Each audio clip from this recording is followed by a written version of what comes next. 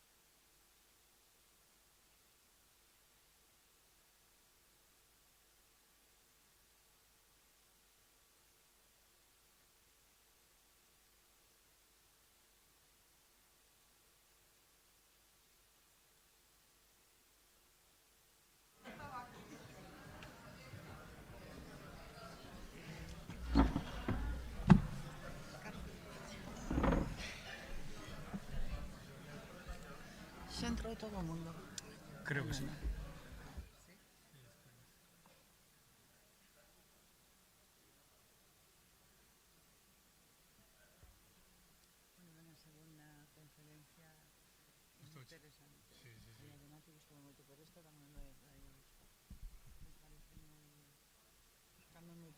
Sí, esto es una historia muy chula.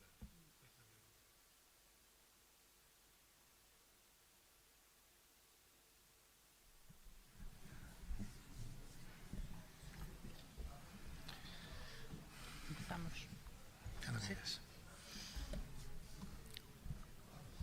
Bueno, pois vamos a, despois desta parada tan maravillosa que tivemos aí, vamos a seguir. Continuamos agora cun dos momentos máis especiais destas xornadas, porque temos a honra de contar cun relatorio a cargo de Manuel Gago, quen, como xa dixen antes, é un dos auténticos creadores e impulsores destas xornadas de historia e cultura pobrense. Sen el, sen a súa visión, e tamén, por suposto, co seu compromiso coa divulgación cultural, este proxecto non sería posible. Manuel Gago é xornalista, profesor da Universidade de Santiago de Compostela, escritor e un dos grandes divulgadores da nosa cultura e do noso patrimonio. O seu traballo sempre se caracterizou por tender pontes entre o mundo académico e a sociedade, facendo accesible a todos nós o coñecemento sobre a nosa historia, o noso pasado e a nosa identidade. Pero, ademais do seu inmenso labor profesional, quen coñecemos a Manolo sabemos que é unha persoa apaixoada polo que fai, con esa capacidade de contaxiar entusiasmo e de facernos mirar a realidade que nos rodea con novos ollos. O relatorio que hoxe nos trae leva por título As árbores do Concello na Pobra do Caramiñal e en Galicia, unha memoria perdida. Nel vai achegarnos a importancia das árbores como parte esencial da nosa paisaxe, da nosa memoria, da nosa cultura. Árbores que foron símbolos, referentes comunitarios, lugares de encontro, lugares de decisións e tamén espellos da nosa relación coa natureza. Estou segura de que será unha intervención que nos fará reflexionar, que nos axudará a recoñecer o valor do que temos e tamén a pensar no que estamos a perder cando non coidamos a nosa contorna. Con todo o noso agradecemento polo seu traballo, pola súa implicación e pola súa amizade, deixo-vos a todos con Manuel Gago.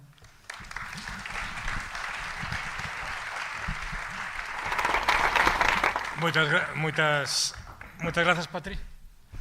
Pois é a miña quenda.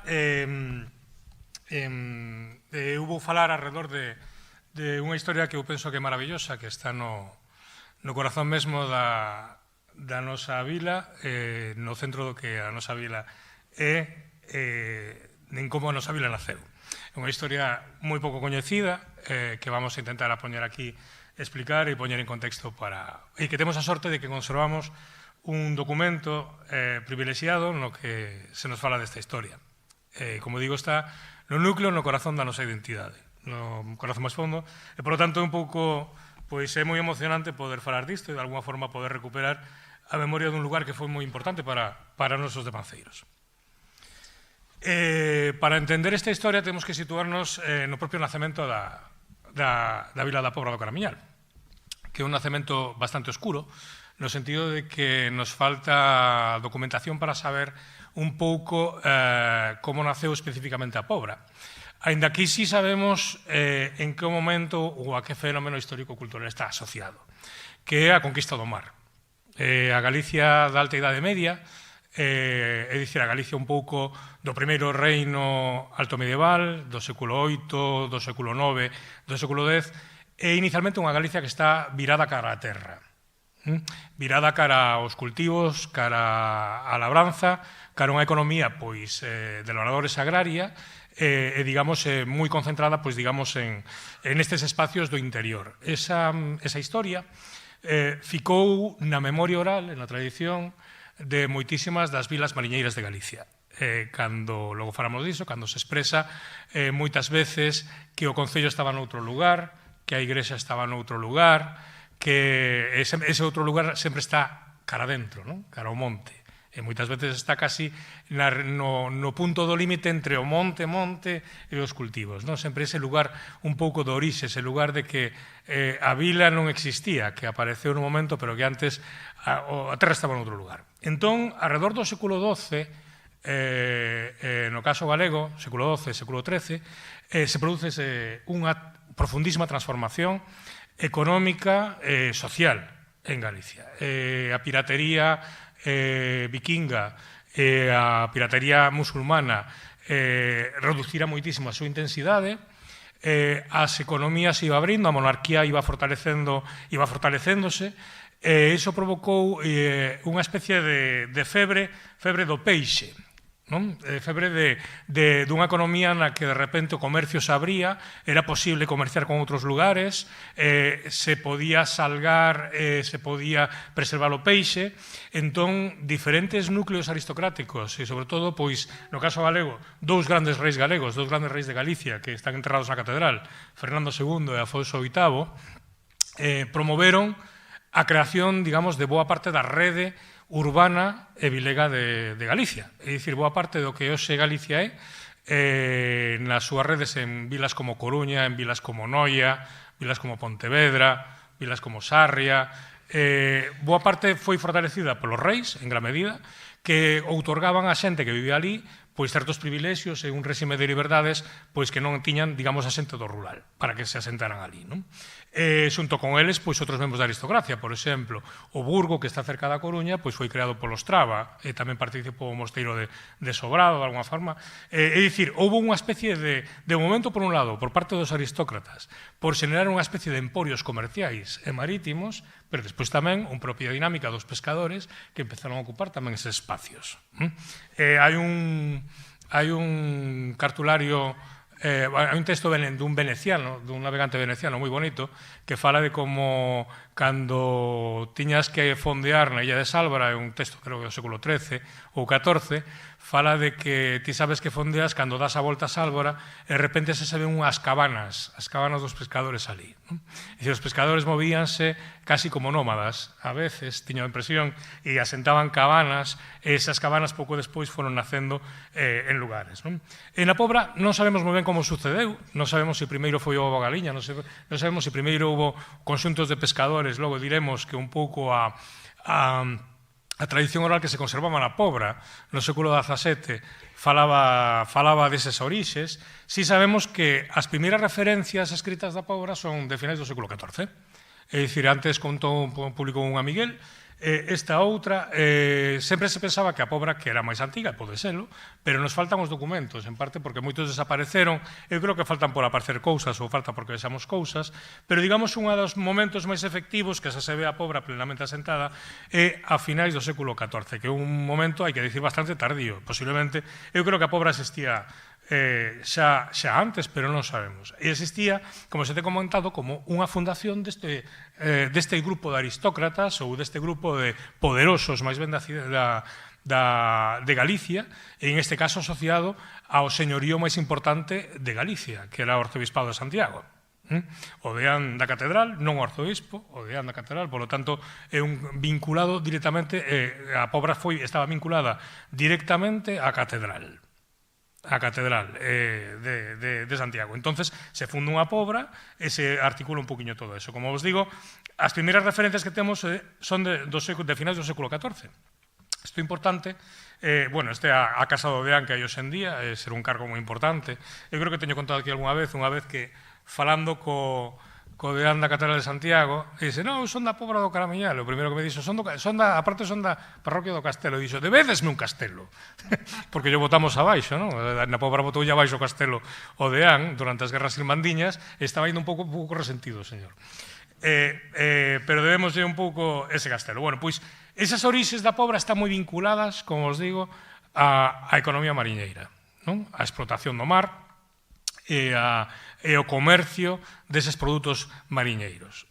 Por lo tanto, estamos falando dun sector económico tremendamente importante na economía baixo medieval europea.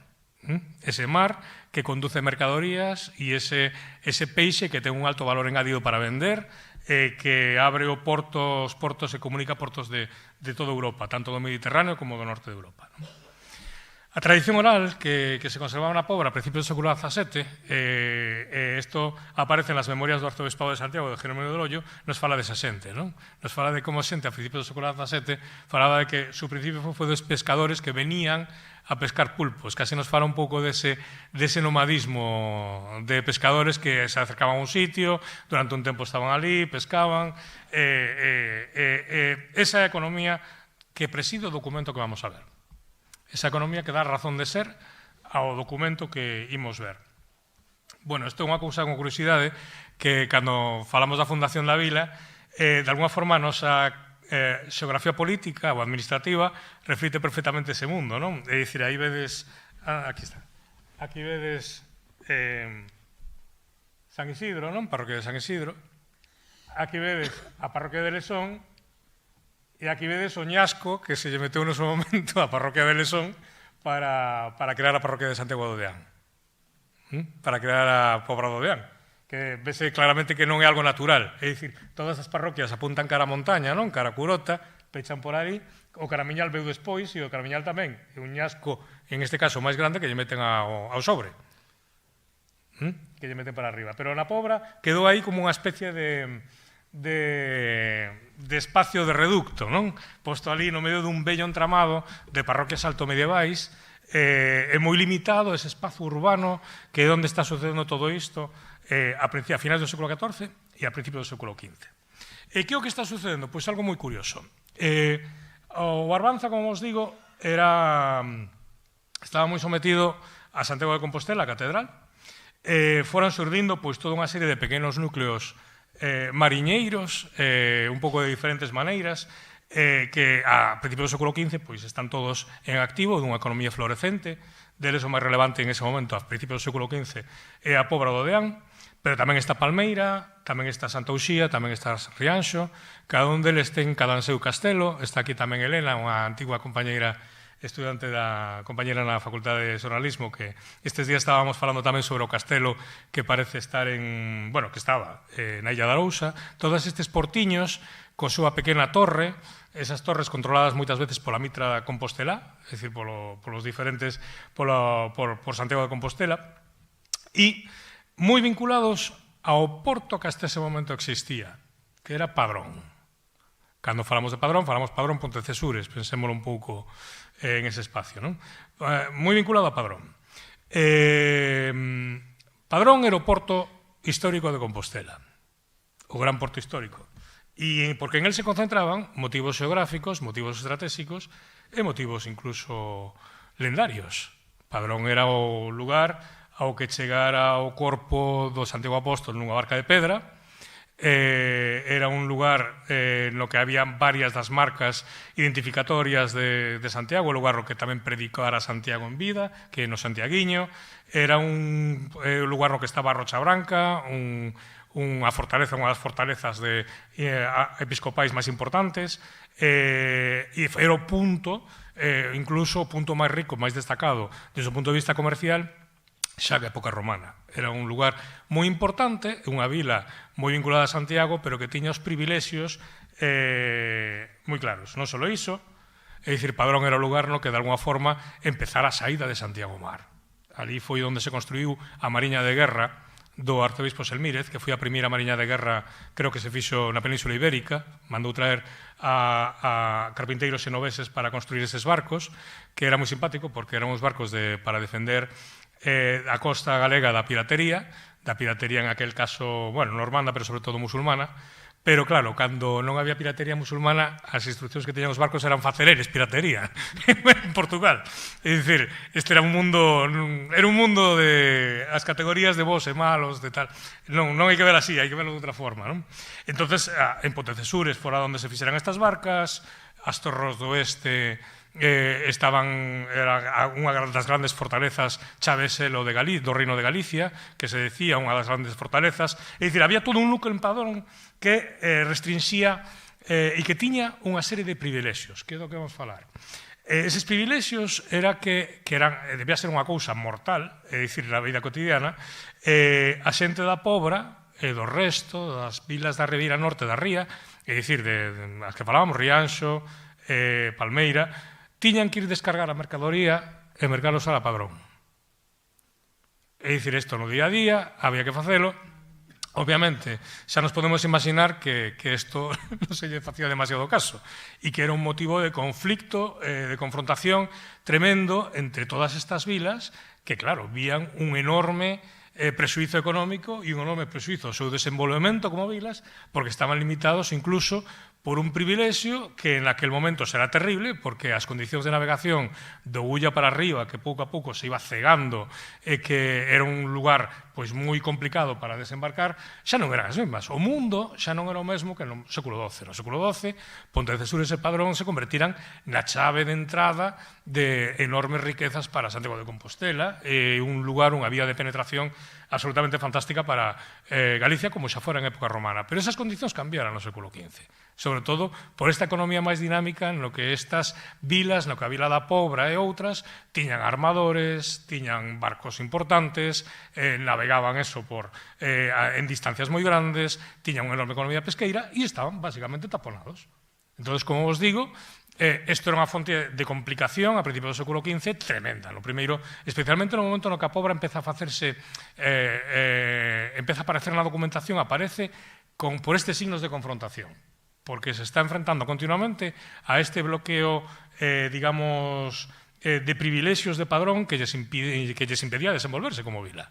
É dicir, entonces, como vos digo, saltábase moitísimamente, sempre se intentaba evitar ou saltábase ou facíase de estranjis, digamos, estas desembarcos, pero claro, obviamente os de Padrón protestaban, había pleitos, había confrontación e debía ser, ademais, polo que vemos polos documentos, debía dar lugar a episodios bastante violentos, de alguna forma, ou moi conflictivos. Entonces, isto era un problemón. E que sucedeu? Bueno, pois o que sucedeu está publicado aquí, publicou uno don Antonio López Ferreiro, que foi un coengo da Catedral de Santiago e un dos grandes historiadores da Terra de Santiago e da Catedral de Santiago. Entón, un libriño moi interesante que ten, que se chama Fueros Municipales de Santiago e su Tierra, transcribiu uns documentos dos que antes tamén puxo Miguel. Eu creo que puxeches o documento do século XVIII no que figura este texto. Creo que sí, porque transcribiu os documentos a partir de documentos que se conservan hoxe en día no arquivo diocesano, no San Martiño Pinario, e transcribiu un documento que lle pareceu moi singular relatando este conflicto de 1448. E un documento, este un extracto documento. Isto sucedeu no Concello da Póvoa o 9 de outubro de 1448. E o que sucedeu foi algo moi solemne. Despois de décadas de confrontación con Padrón, por estes enormes problemas, o Concello facultou a unha serie de emisarios, o Concello da Pobra, que foran negociar a Padrón para chegar a algo que xa debía estar negociado en ese momento, que era unha concordia. É dicir, chegaron a acordo para poder solucionar este problema. Este acordo xa vos adiantou que era, é dicir, o acordo era que por primeira vez Padrón recoñecía o delito da Pobra de poder dispoñer totalmente da súa economía en ese sentido. É dicir, poder descargar, poder baixar sal aquí, poder comerciar desde aquí, poder descargar o peixe, a mercadoría desde aquí.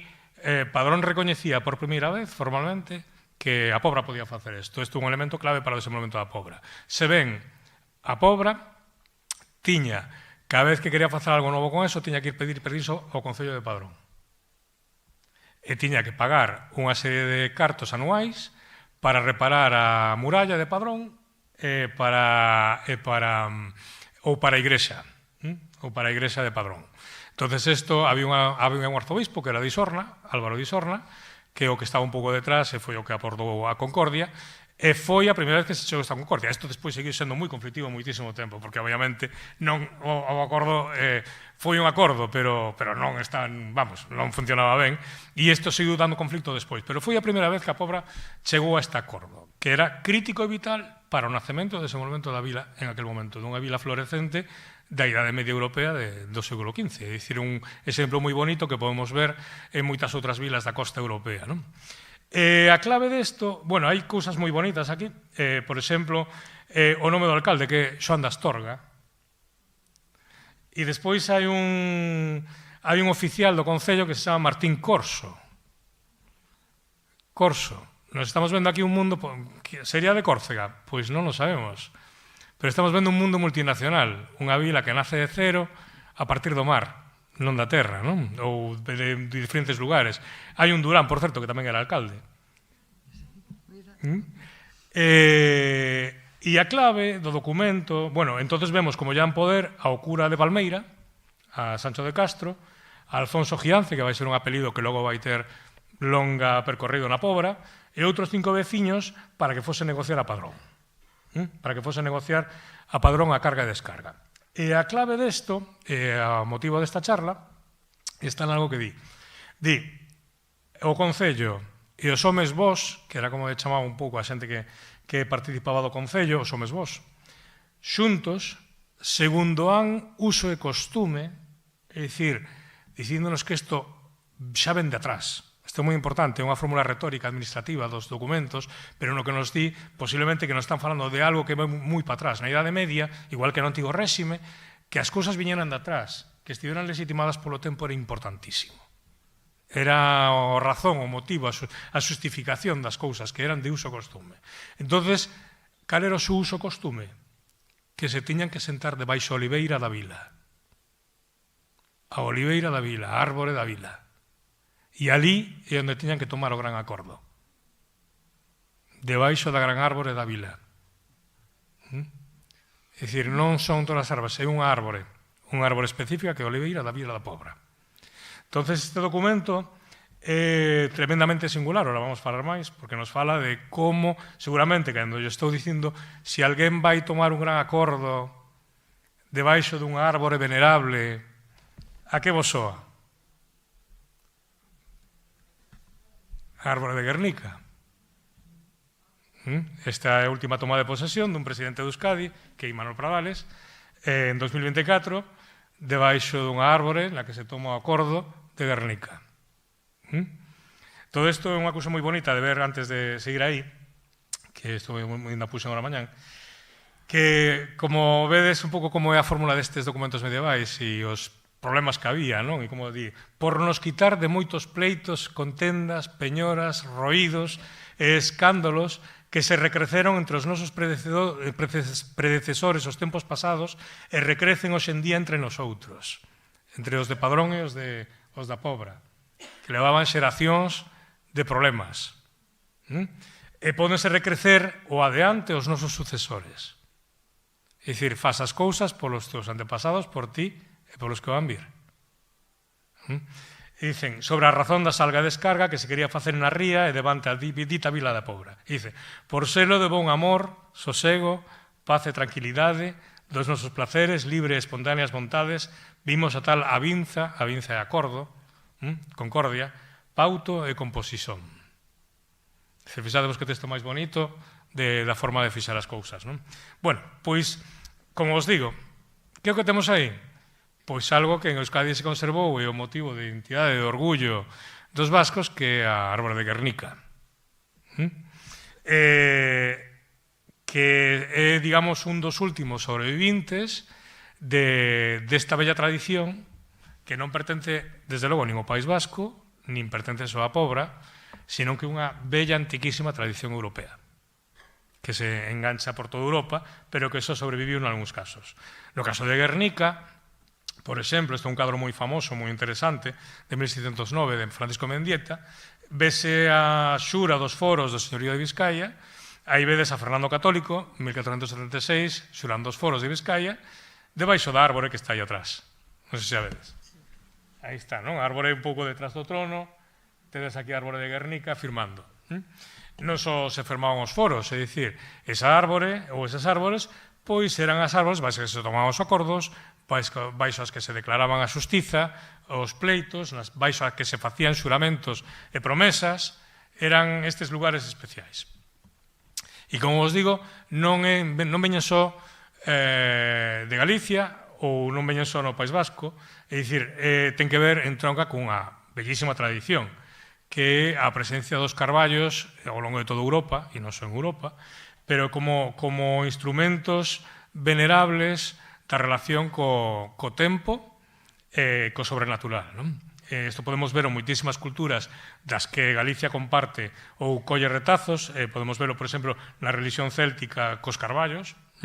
Esta é unha recreación romántica do século XIX de algo que aparece mencionado por Xulio César, que era o ritual dos druidas de ir coller visgo, muérdago en castelán, cunha fouce de ouro aos carballos para a partir de aí facer os seus ritos, non?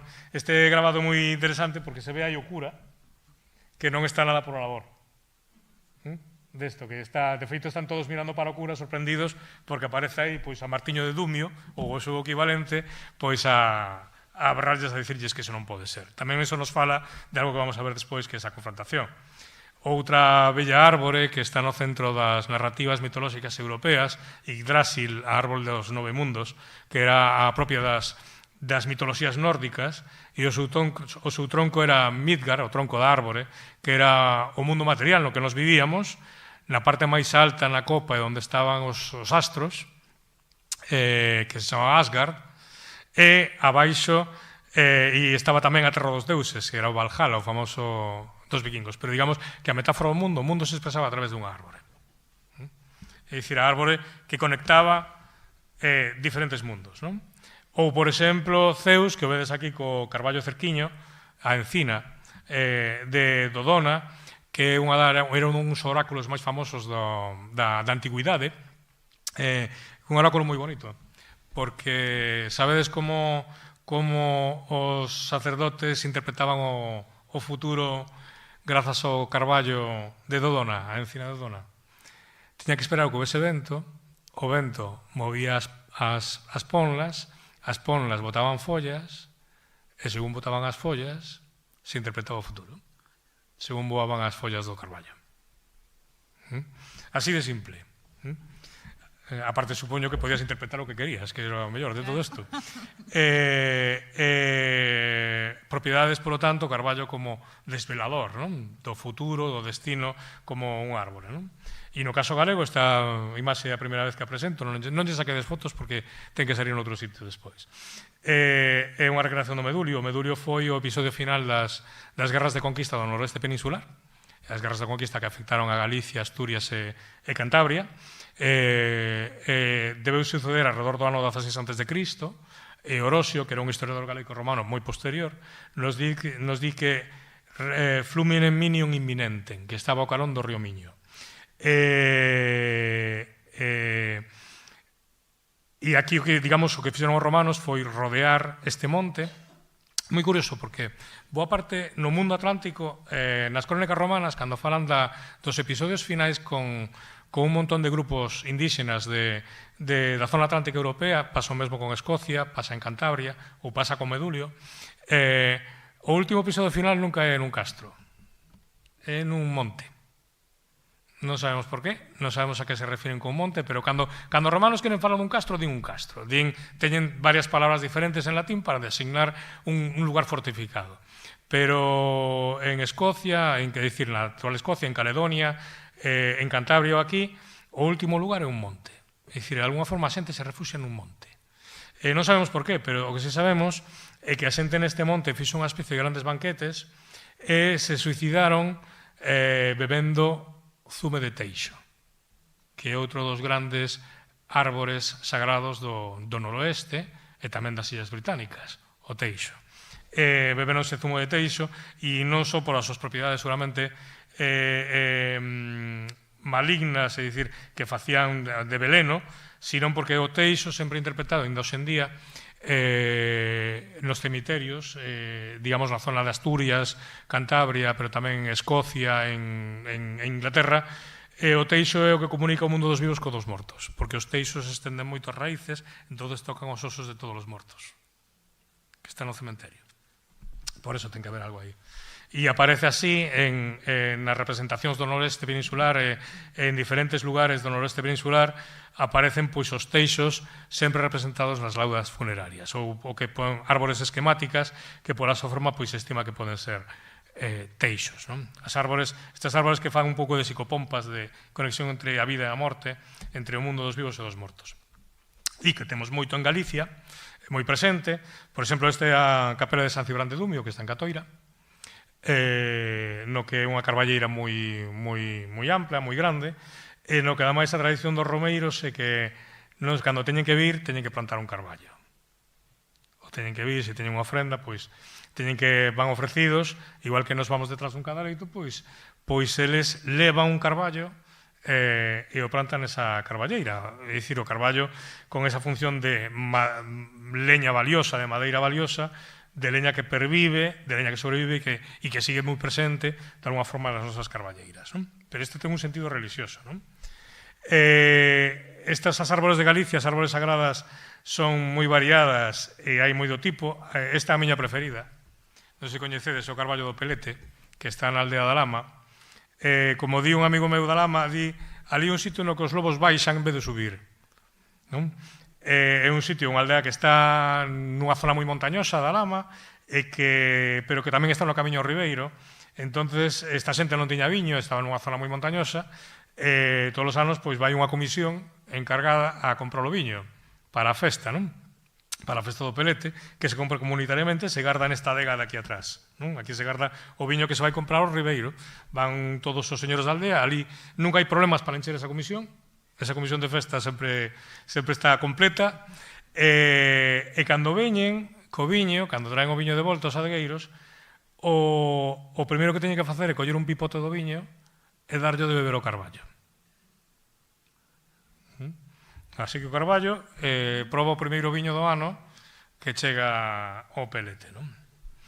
E esa función importante das árbores, esa función máxica, poderosa, que conecta co sobrenatural, se plasma moitísimo. Por exemplo, este é unha das versións que se coñecen de Inventio, do descubrimento da tumba do apóstolo Santiago, que é unha versión tardía, pero que se utiliza moito, moi singular, está feita, está nos libros dos Cambeadores, que é un libro de fines do século XVI, pero sorprendentemente unha das versións máis extensas da historia de como foi descuberto a tumba do apóstolo.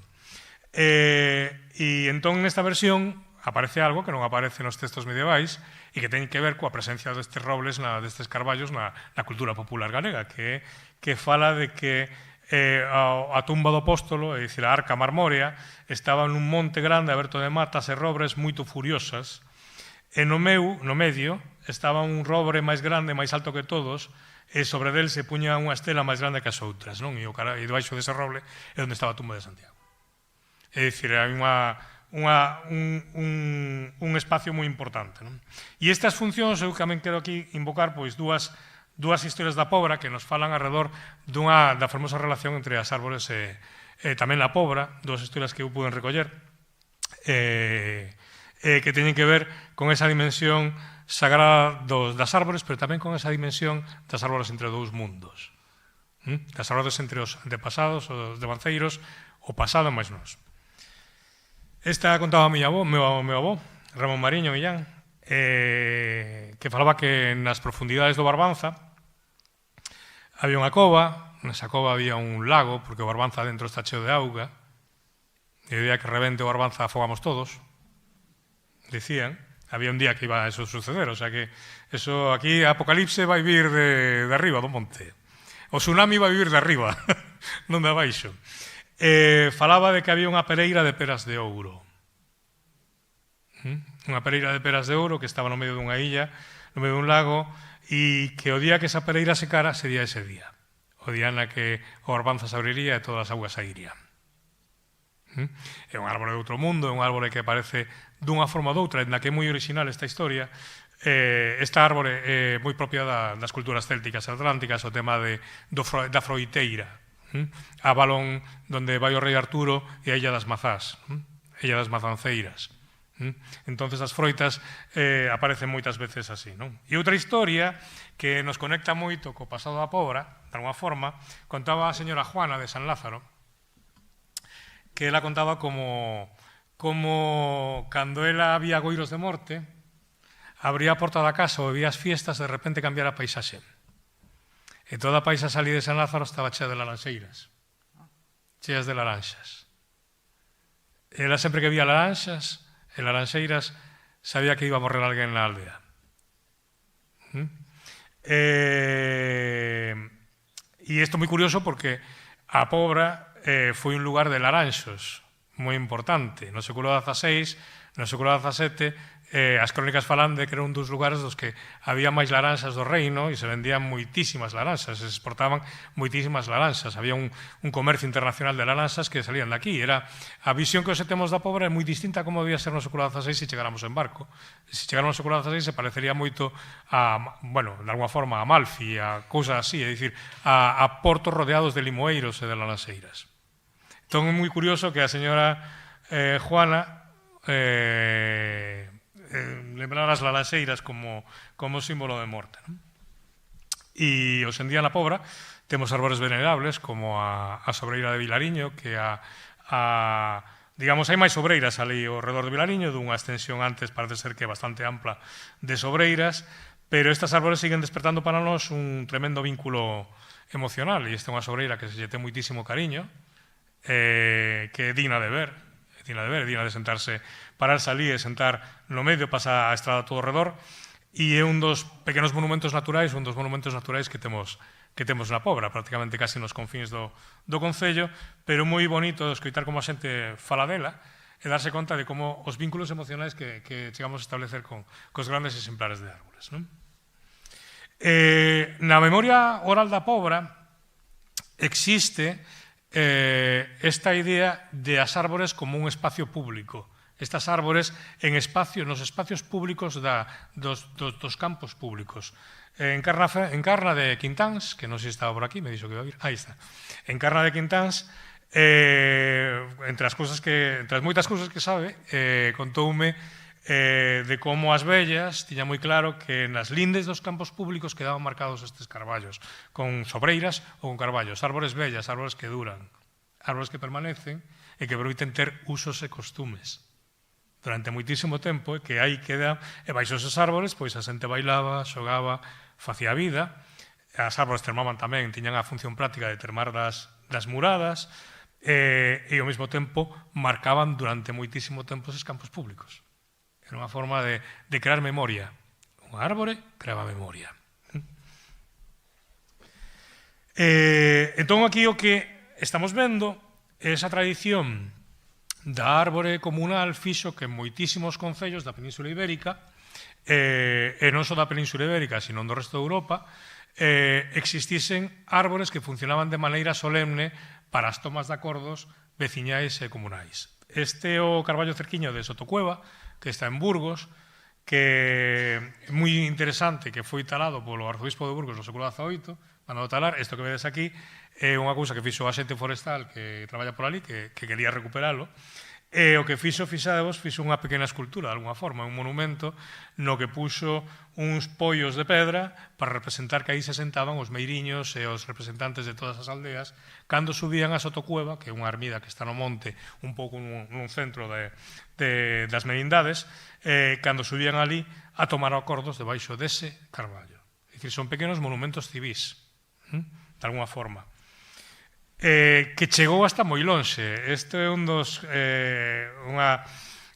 Fixadvos, este é o Teixo dos Tenreiro en Pontedeume, que era un extraordinario exemplar, que estaba na casa do arquitecto Tenreiro, obviamente era un espacio moi peculiar, pero un espacio político tamén. Aquí almorzaron presidentes de España como Castelar, e incluso debaixo dese aí, onde vedes esas versas, fíxose un banquete do Goberno da República con Casares Quiroga. Directamente. Obviamente era unha peculiaridade, unha excentralicidade, pero aí estaban debaixo dun teixo. O Goberno da República. Debaixo dun teixo. Onde estaría a Oliveira da Vila, que aparece o documento 1448? Pois non temos nos documentos referencia de onde se atopaba. Pero obviamente se atopaba na vila, que era o lugar no que se tiña que celebrar, e o que parece que ten máis sentido é que esa oliveira estivese moi próxima á igrexa do castelo. Por que? Pois, primeiro lugar, polas connotacións sagradas da oliveira. As oliveiras non eran calquera árbore. A oliveira foi a primeira planta que emerxeu, que truxo a pomba cando Noé botou a pomba para ver se baixaran un poquinho as augas, e así figura, e a podedes ver no escudo de Noia, aí presente. O Monte dos Olivos foi onde medrou, foi onde receu Cristo, e o aceite é de obrigatorio uso, igual que o viño, na liturxia e nos oficios religiosos. Por eso, antes, moitas igrexas tiñan plantadas oliveiras para poder, de alguna forma, proveerse dos diferentes materiais e necesidades que se necesitaban. Este é un caso, por exemplo, que podes ver, porque non quedan moitas oliveiras en moitos sitios. Esta oliveira que está na igrexa de Bouzas, unha das oliveiras que quedan, creo que antes había algunha máis, pero me gustou porque, de alguna forma, recorda bastante ao propio posición do castelo, cando o mar chegaba prácticamente case ata a igrexa, ver aí estaba o lugar. Así que é moi posible que a oliveira da Vila da Pobra estivese moi pretiño da igrexa do castelo, que era ademais as igrexas e os adros das igrexas, e os lugares das igrexas eran os lugares no que moitas veces se reunían os concellos medievais. Os concellos medievais galegos, moi poucos deles tiñan edificios. Buscaban un lugar singular no que reunirse, un lugar que tuvese certa solemnidade, e as igrexas moitas veces eran o mellor lugar para facelo, pero no caso da Pobra, quizáis incluso como unha forma de diferenciarse, posiblemente eles onde tomaban os grandes acordos eran baixo árbore. Esta é unha foto que lle teño que agradecer a Abso, que me permitía reproducir. El me falara, eu depositara grandes esperanzas nesta foto. A foto é moi bonita, porque é unha foto do ano 36, do ano da guerra, do árbore do castelo, sacada polo seu pai, polo Abelardo de Soler Dios. E me dixo, hai uns nenos aí nun árbore. E dixen, a ver se hai un árbore grande aí no árbore do castelo que podamos ver, estive mirando e tal. E, de feito, aparece na foto do 46, aparecen unhas sombras que se ve este árbore de aquí no ano 46, pero sabemos que son plantas ornamentais posteriores. Estaba un pouco asardinado o árbore do castelo, e non temos rastro de árbores venerables que pudera haber aí, non? Pero aí temos esta foto do ano 36, vedes que o árbore do castelo cambiou moi pouquiño, é dicir, con respecto a onde estaba. Hai algunha pedra aí que me chama moita atención, como esa que está aquí, unha pedra así branca, que non sei moi ben si sería algo, pero quizáis, a título hipotético, podemos pensar que a igrexa, que a oliveira do castelo estaba, a oliveira da vila estaba por aquí. Claro, ao ver este documento, que como os digo, é un documento excepcional, porque non conservamos moitos documentos de concellos medievais galegos, e nos que conservamos non aparecen demasiados árbores, pero empecé un pouco, en parte, sabedes que cando as cousas son invisibles hasta o momento no que se empezan a mirar. Entón, hai un momento que empezas a mirar para un sitio e empezas a ver cousas que antes non viches, non? Entón, teño que agradecerlle a Suso Vila, o historiador de Tui, que conoce moi ben o Tui medieval, porque dixen eu, aquí ten que haber árboles por un montón de sitios, que están desaparecidas, nas que non reparamos. Entón, falando con Suso, empezou a mirar iso, sí, estaba o Carballo da Torre, que era o lugar no que se reunía a asamblea do Concello de Tui. Se reúnen os veciños baixo esa árbore, baixo ese Carballo. Santiago, no Preguntoiro, na parte máis alta de Santiago, no sitio no que durante moitísimo tempo foi coñecido como Callobre, que é o nome do castro que había ali. Ali onde está o Preguntoiro, eso chamase a liña de Callobre. Hasta Carballo Calero, é un dos últimos que escribe sobre a liña de Callobre. Bueno, pois en Santiago, na tradición oral, recollida por Rope Ferreiro, non o temos nos documentos, pero os documentos do século XV de Santiago, que hai bastantes, xa son un pouco tardíos. Tamén era o mesmo, había un carballo, que era a zona de reunión da veciñanza, ese carballo do Preguntoiro. Carballo de Santa Margarida, en Pontevedra, do que se falaba o padre Sarmiento, e decía que era antiquísimo, e no que hai a lenda, posiblemente non real, pero moi interesante como a xente asociou a este lugar, de que aí foi onde se fixeron os acordos, Buceta fixo parte dos acordos para a Revolución Galega de 1846. É dicir, outra cousa que fora real, posiblemente non foi real, pero é moi interesante que pensaran que a reunión se asociaba nese carballo, porque ese carballo estaba asociado un pouco a este mundo. Redondela, recollido por Sánchez Cantón, no, por o fundador da Sociedade Arqueolóxica de Pontevedra, por Castro San Pedro, efectivamente, recollido por Castro San Pedro a tradición do Carballo, no que se tomaban os acordos e das revolucións, perdón, eso está aí mal, pero é do Carballo no que se tomaban eses acordos. Non? Tamén preto da igrexa, pero había un Carballo que tiña tradición recollida por Castro San Pedro recolleno bastante detallada de que era o lugar político de reunión da veciñanza. Ese Carballo. E a Oliveira de Vigo, que é moi interesante, porque a Oliveira de Vigo sabemos que originalmente, ahora está no Paseo de Alfonso XIII, é un vástago, posiblemente un vástago da Oliveira original que aparece no escudo de Vigo. Sempre é moi interesante pensar por que esa Oliveira lle teñe tanto cariño en Vigo, non? Porque é moi curioso, porque cando fixen hai pouco unha exposición, Vigo no tempo, sobre a historia de Vigo, era moi difícil saber por que lle tiñen tanto cariño tanto a ese símbolo, non? Hasta que me fui dando conta, que era unha oliveira que estaba ao lado da colexiata de Vigo, de Santa María, que estaba frente do Concello, e o carón do Concello, de onde despois estivo o Concello, había unha pedra que deu nome ao barrio da Pedra, que era a pedra na que tomaban posesión os alcaldes de Vigo, no século XVI e século XV, e Oliveira está o carón. Esa Oliveira foi despois donde no século XVII e posiblemente sexa o lugar de acordo de Vigo, e foi rescatado polos liberais cando se fixo un novo escudo de Vigo, pois alrededor de 1830 empezou a aparecer o Olívoli. Posiblemente sexa esta máis porque hai un documento de principio do século XVII no que, para tomar a decisión os veciños de poñer de patrona a Santa María, a decisión foi tomada debaixo da Oliveira, non dentro da igrexa, co cual como se houbera unha bella tradición vinculada a ese árbore. Entonces é unha hipótese, pero creo que non vou demasiado desencaminado.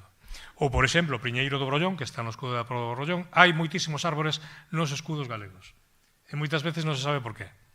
Outras veces sí que son motivos heráldicos, pero moitas veces non sabe por que son, ou por lo menos eu non consigo sabelo, ou ao mellor non se preguntou, ou non se recolleu esa información. O Pilleiro do Brollón lindaba entre dúas parroquias, era o lugar no que se tomaban os acordos e sustanzas, outra árbore.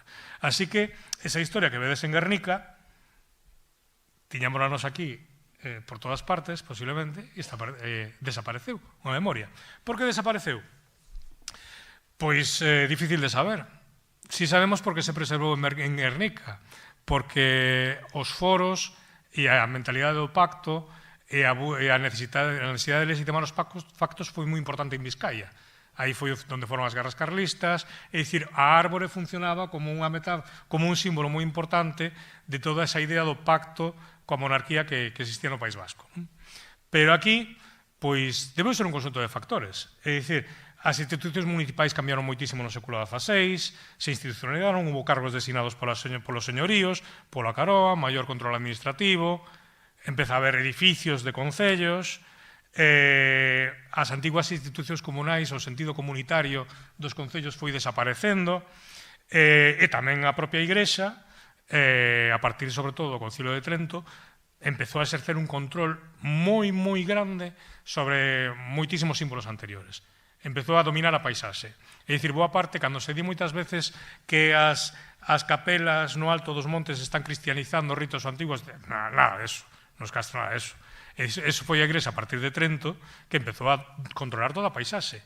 E entonces foi construindo nos fitos antigos, pero en lugares moi visibles, capelas. Non é que estuveran cristianizando un ritual antigo, que é o que nos gusta moitas veces pensar. Eso foi a partir de Trento, os campanarios se fan máis grandes, se fan capelas en moitos lugares, e moitas bellas espacios e antigos, de repente, se fan, desaparecen para controlar pois cousas que salían da ortodoxia. Pero a mentalidade sempre seguiu. A idea das árbores como símbolo comunal. E isto é un grabado precioso da Revolución Francesa do ano 1790, no que as novas autoridades da Revolución Francesa empezaron a plantar símbolos da Asamblea, as árbores da liberdade. E empezaron a plantar en todos os concellos árbores como lugares de reunión da Asamblea, en memoria das antigas liberdades comunais da Idade Media. E moi poucas, porque despois nos avatares políticos de Francia, moi poucas resistiron. Nós tivemos a sorte de poder ver o extraordinario exemplar, aínda vivo, plantado en 1790, que está en Bayeux, en Normandía, en Francia, onde había moitas destas árbores, e que aínda está así de guapo, nestes momentos como recordo da Revolución Francesa, en este caso.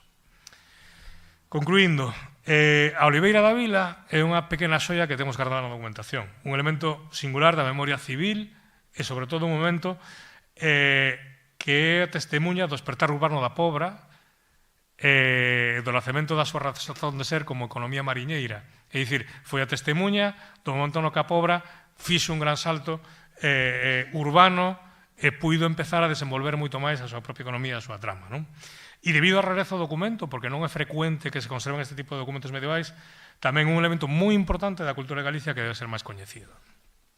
Nos para axudar a eso, pedimos a Leandro Leamas que a lamina deste ano da xornada sexa Oliveira da Vila, en este caso posta no adro do Castelo, co mar chegando prácticamente ata a Ribeira e coa xente tomando un acordo. Cando remate a xornada, recibiredes todos un exemplar. Gusta vos? É precioso.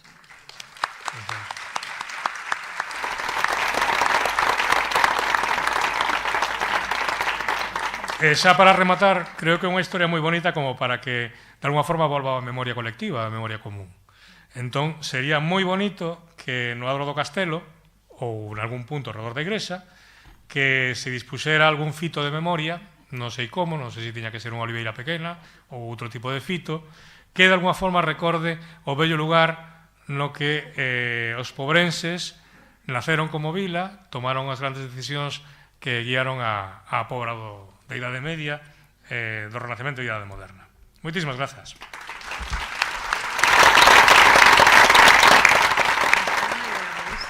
Sí, sería moi bonito.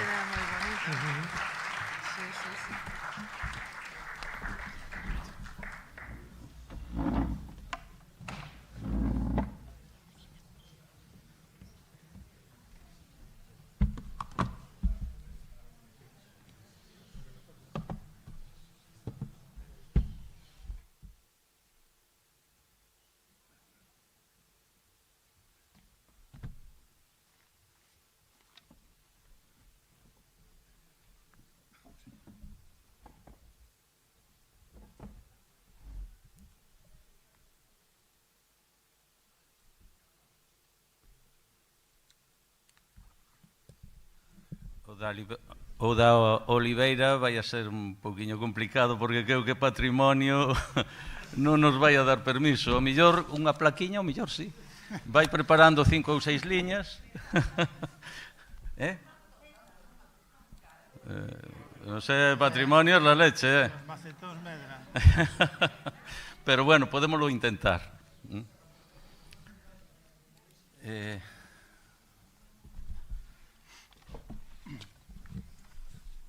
Bueno, vamos a pasar entón a última charla de hoxe que a vai a dar pois José Manuel Vázquez Lijó, máis coñecido como Queté, seguro que moitos de vós o coñecedes porque é veciño noso e bueno, xa ten participado tamén en estas xornadas. Queté é doutor en Historia pola UASC, é profesor nas Facultades de Humanidades e de Filoloxía da Universidade da Coruña, que non de Santiago, como ven aí no cartel, está equivocado, puxemos de Santiago, pero en realidad é profesor da Universidade da Coruña. Gañou varios premios de investigación, leva escritos moitos artigos científicos e un bo puñado de libros. A verdade é que eses libros sempre teñen uns títulos, coida moito os títulos. Eu incluso, bueno, eu diría, é un investigador moi académico e científico nos seus escritos, por suposto, sen esquecer ese aspecto divulgativo que leva tamén no seu ADN, pero, bueno, eu diría por esos títulos que ten algo de poeta, inda que el vai nos a decir que non. Pero xa me diredes de onde veñen pois títulos como a Illa do Gando e os Coellos para referirse a Sálvora ou Labrando Carballos á beira do mar para falar da carpintería de Ribeira. Eu coñezo desde que dixo, pois non a Mili, facéndose obxector de conciencia. Afortunadamente, tocoulle realizar o servicio militar sustitutorio na biblioteca. Eu sempre amei a miña profesión de bibliotecario e fíxeno sempre con paixón. A verdade é que tiven a fortuna de ter un traballo no que disfrutei enormemente durante 35 anos. Pero, inda que non fora así, valería a pena xa ser bibliotecario toda unha vida por ter a fortuna de facerme coincidir como personas como que té. El, aparte de ser un investigador extraordinario, é tamén unha persona aínda máis extraordinaria. E todos os que temos a fortuna de coñecelo e compartir a súa amizade, sabemos que falar con el sempre é garantía de pasar un bo rato de conversa na que imos descubrir aspectos descoñecidos e fascinantes da nosa historia. Sei que ten feixes de páxinas inéditas sobre a historia do noso concello. Agardemos que un día, máis pronto que tarde, as publique. Mentres tanto, desfrutemos agora e aquí das súas achegas ás vidas de paisanos nosos que estiveron en terras americanas séculos atrás. E nada máis, xa vos deixo, pois, con que té.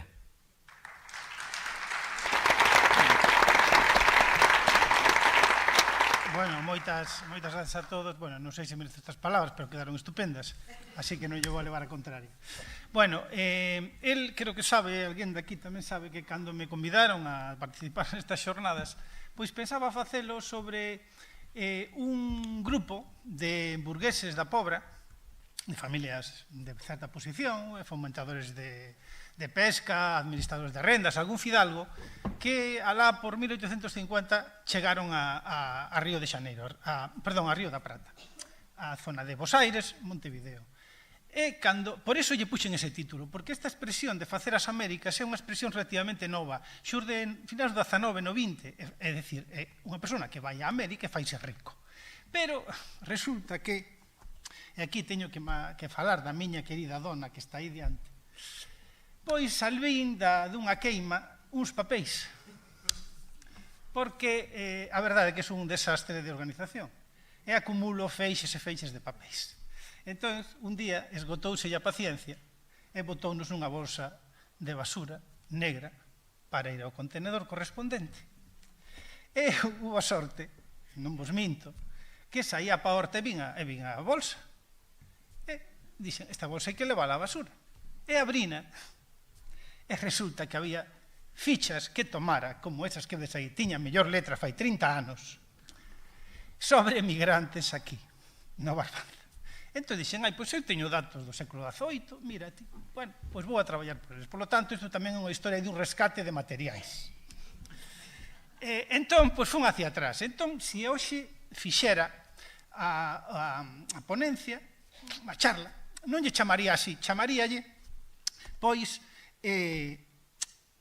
pobrenses, barbanzáns en Indias, porque non sei se sabedes que América é un vocábulo tardío. O sea, de feito, non aparece no dicionario da Real Academia, no dicionario de autoridades, hasta 1730, nin estaba. Por que? Porque realmente esta xente iba ás Indias. Porque sabedes que creían, Colón despois, que chegara á India, non? A Cipango, non? Por lo tanto, insisto, vou a falarvos de pobrenses e barbanzáns nas Indias do século XVI, XVII e XVIII. Xa vos adianto que non temos ilustres pobrenses nas Indias. E recopilatorios destes persoeiros, pois non aparece ningún pobrense. Agás, un franciscano que non foi cronista de Indias, pero foi dos primeiros que bautizou colectivamente a indígenas. Este non é outro que Alonso del Espinar. Alonso del Espinar foi un home, un franciscano, que estivo de guardián do convento do Xobre en 1499. E non sabemos, pero cabe supoñer que sí, é o mesmo home que en 1502 estaba xa en Sevilla e foise na expedición do Bando, unha das grandes primeiras expedicións colonizadoras da zona das Antillas, E alá fundou os primeiros conventos franciscanos en América. E, como curiosidade, comento vos que a primeira igrexa en pedra que se levantou en América, pois, santiguouna este home, Alonso del Espinar. Por lo tanto, podemos facelo pobrense. En 1512 redata unhas leis moi importantes, as leis de Burgos, e en 1513 morre en alta mar cando iba camiño das Antillas, da Española. Dixen que non hai ilustres barbanzás na administración de América, no clero de América, que a excepción deste home, si vamos a tomalo como paisano noso. Pero tampouco os temos nas exploracións, nin as viaxes transoceánicas. Con decirvos que na famosa expedición de Magallanes Elcano, con motivo do 5º centenario, celebrouse unha exposición dirixida pola miña mestra Ofelia Rei Castelao, na que participei, e, por exemplo, pois fíxose un estudo da composición da tripulación das naves da expedición de Magallanes. Só iban 5 galegos. E un deles, por certo, un grumete de Noia. Que sabemos de os barbanzás pobrenses que están en América neses séculos? Pois, en primer lugar, é imposible contabilizalos. E segundo, que vai haber máis dos que vos vou a comentar. Pero mirade, quero deixar claro que, por razóns obvias, Galicia é un finisterre, e todo se centralizaba en Sevilla, solamente estímase que foron un 2% dos españois ás Indias no século XVI.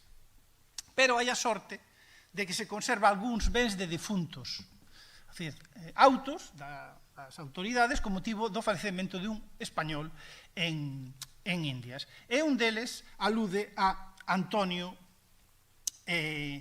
Fernández.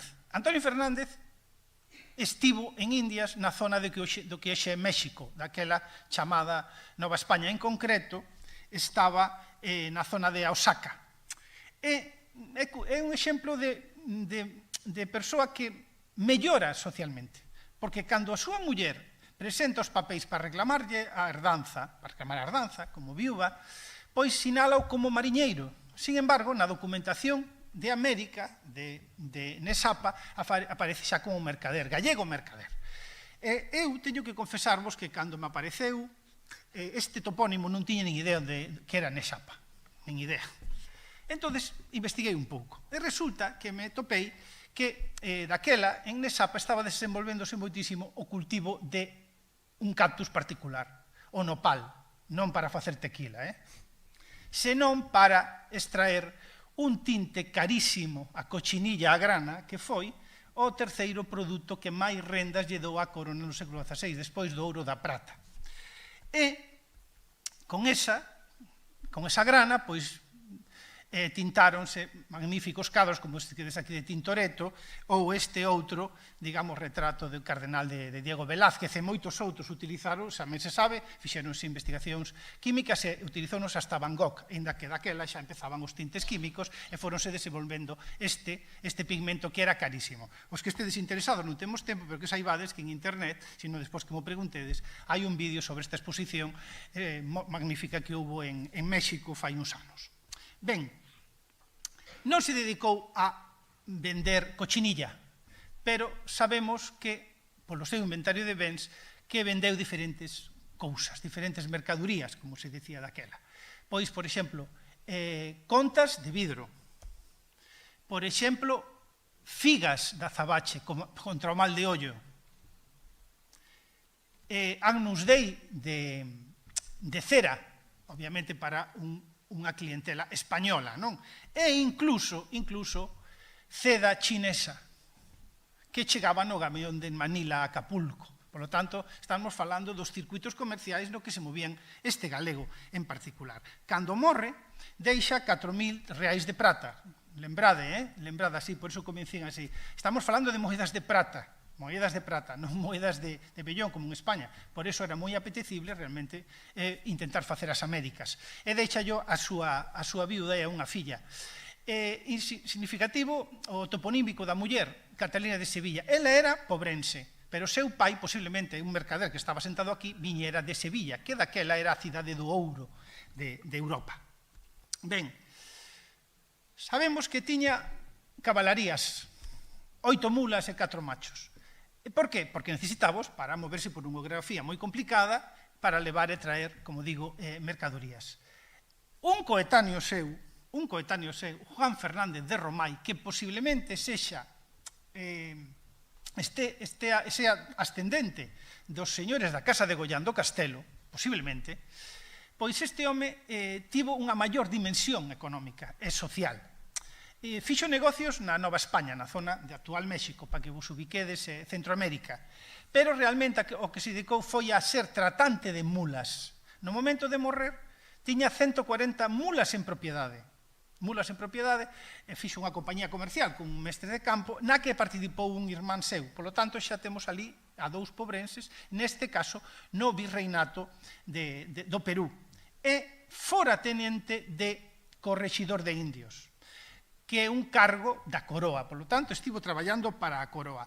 Que saibades que temos, digamos, ilustracións satíricas destes encomendeiros, non? Nesta coñecida crónica de Guamán Pomal de Ayala, que retrata estes encomendeiros que facían moito tipo de abusos, non? Por exemplo, aquí divos, ledes abaixo, corregidor e comendero tienen pendencia sobre os reales, a quen llevar máis. E despois incluso entraban a horas intempestivas para ver as impudencias das mulleres. Pero, bueno, vamos a devolver a conduta a este home porque non sabemos se realmente foi exemplar ou non. O que sí que sabemos é que se moveu pola zona que vos marco aquí, pola zona, digamos, do actual Perú. E eran necesarias esas mulas porque, por exemplo, el viviu en Piura e despois morreu en Huánaco. E hai unha diferencia de 2.000 metros de altitude entre unha e outra poboación. Que deixa este home? Deixa algunhas débedas e moitas obras pías. Obras pías na súa vila natal de Pobra do Deán. Mira, deixa 200 ducados para casamento de 4 mozas, dice, parientes mías, ou en su defecto, pobres. Deixa 400 reais ao convento do Xobre, deixa 500 á Ermida da Mercé e deixa 2.000 reais por 50 misas a celebrar nunha capela que sinceramente non sei onde se atopaba, probablemente dentro da igrexa do Deán, la capilla de Nuestra Señora del Campo. Ben, que saibades que esta manda non se cumpriu. E entón hai que tirarlle das orellas a seu irmán, porque seu irmán recibiu 12.000 reais de prata. Por lo tanto, non sempre as últimas vontades se cumpren. Este é un exemplo moi paradigmático. Ben, e como curiosidade comentovos que deixou tamén un anel de esmeralda.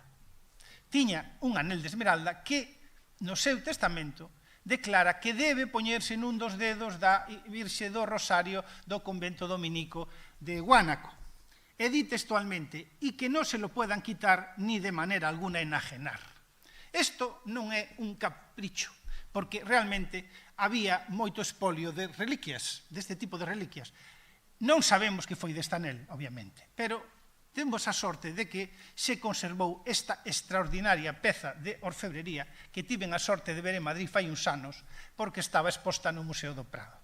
Esta é a famosa la lechuga, que ven de Bogotá. É unha magnífica peza, que xa vedes aquí a cantidad de esmeraldas que ten de ouro, que pertenceu á igrexa dos xesuítas de San Ignacio en Bogotá. Deixemos estos luxos da Compañía de Xesús e vayamos aos nosos franciscanos. Ben, consérvanse pasaportes de franciscanos. E dos poucos pasaportes no que se menciona unha persoa das nosas vilas, da Caramiñal ou do Deán, pois é este referido a un conxunto de relixiosos que marchan a Florida. En concreto, marchan a Santa Helena, que hoxe está en Carolina do Sur. Ben, entre eles vai un predicador natural da Pobra do Deán, daquela con 28 anos, que dísenos que tiene buen cuerpo blanco pelinegro. Bueno, non sei se pudo manterse en bo estado ali, porque recibían taso 115 ducados para sustento, alimentación e vestiario nunha terra moi dice miserable, non tiña, digamos, nin ouro nin prata, nin comercio, é perigosa. E digo perigosa porque sábese que algúns dos compañeiros deste Juan Torrado foron martirizados polos indios, polos indígenas. Ben, cambiamos, saltamos ao século XVIII, onde xa temos máis datos. Direivos por que hai máis datos xa. Esta imaxe, como podes comprender, non é de América. É unha imaxe, un grabado das Segas de Castela. As Segas de Castela era o destino, digamos, estacional máis, digamos, no que había máis circulación de galegos cara o interior da meseta. Ben, e particularmente nesta zona, sabémolo por esta carta do cura do Xobre ao Marqués de Camarasa, que di o seguinte, dice, en la actualidad, fala de 1793, van muchos foreiros da casa de Xunqueiras en Castilla e non vuelven hasta el agosto, a cuyo tiempo podrían exigirse las rentas del 91-92. Era xente que tiña débedas que a casa de Xunqueiras, ¿no? Dice, pues entonces, además de trigo, traen algún dinero y les es menos sensible la pronto. Ben, que saibades que esta emigración perdurou hasta a mediados do século XX e foi motivo de un cantar de Rosalía, que seguro que algún coñece, non? Castellanos de Castilla, tratade ben os galegos, cando van como rosas, cando ven como negros. Non todos viñan como negros. E, ademais, quero marcar unha diferencia. Estos segadores en Castela iban voluntariamente, sí, forzados pola necesidade de aforro, pero voluntarios. Moi diferente era o que pasaba cos nosos mariñeiros na Armada, que moitos tamén foron a Indias e non fixeron América, casi ningún. Ben, non morreron en Trafalgar, poucos morrerían en Trafalgar. Algúns nestas cárceres flotantes de Inglaterra, de Portsmouth, non? Os chamados Hulk, Prison Hulk, non? Os pontóns. É significativo que xurde no cancioneiro galego, eu coido que no 19, non neste momento, unha cantiga que di o seguinte: Virxe do Carme querida, amparo dos mariñeiros, amparame a min que vou para reinos estranxeiros. Isto quizáis garde máis relación, non o sei, ca emigración propiamente ou na navegación na mercante que cos mariñeiros na Armada, porque o culto á Virxe do Carme estendeuse a finais do século XVIII. O que sí que sabemos é que barbanzáns e pobrenses, que non teño identificado, pero posiblemente podanse identificar, pois perderon as súas mellores primaveiras en América e, por exemplo, no saqueo de Cuba polos británicos en 1762, como é esta imaxe que mos amoso aquí. Entre eles, pois, temos aquí un palmeirán. Antonio Domínguez, que foi preso polos británicos, estivo hospitalizado e acabou enrolado noutro barco, contra a súa vontade. E iso non o quixo o seu compañeiro, un arausán da illa, Fabián de Cores, que desertou.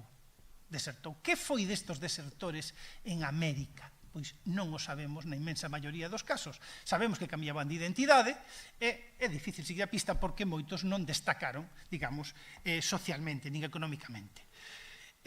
Fabián pudo desertar, pero que non desertaron foron unha chea, medio milleiro de tripulantes, moitos galegos que estiveron presos en Río de Xaneiro, cos conflitos entre Portugal e España na década de 1770, na illa de Villegallón.